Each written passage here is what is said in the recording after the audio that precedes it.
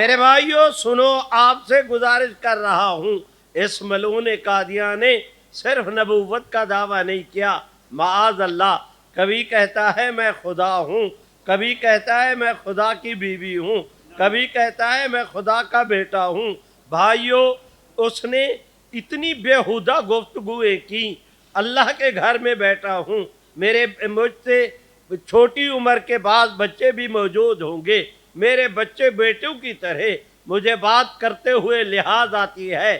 اس ابلیس نے سیدنا آدم علیہ السلام کی اتنی مخالفت نہیں کی تھی جتنا ملعون قادیان محمد عربی صلی اللہ علیہ وسلم کے دین متین کی مخالفت کرتا ہے۔ کہتا ہے میرے دیکھنے والے صحابہ ہے، کبھی کہتا ہے میری بیوی ام المومنین ہے۔ ہائے بھائیوں، میں کس درد کے ساتھ عرض کروں کہ اس ملعون قادیاں کی شادی ہوئی، نصرت جہاں بیگم کے ساتھ رات گزاری، سویرے کھڑے ہو کے کہتا ہے کہ مجھے اللہ نے کہا کہ مرزا مبارک ہو، تیرے گھر میں نصرت جہانی خدیجۃ الکبریٰ آ گئی ہے۔ کہاں گیا تمہارا اسلام؟ کہاں گئی تمہاری میری حضرات صحابہ کرام کے ساتھ عقیدت؟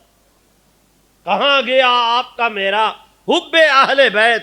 آج قادیان کا ملعون سیدہ فاطمہ کی اہانت کرے، ان کی والدہ سیدہ خدیجۃ الکبریٰ کی اہانت کرے۔ سنو، آپ کے لاہور کے اندر ایک قادیانی رہتا تھا، اس کا نام حکیم محمد حسن تھا، ملعون ریلوے روڈ پر کسی زمانے میں میرے بھائیوں وہ مطب کرتا تھا، المہدی اس کا رسالہ ہے، اس نے اس کے اندر لکھا کہ ابو بکر وہ قادیانی تھا۔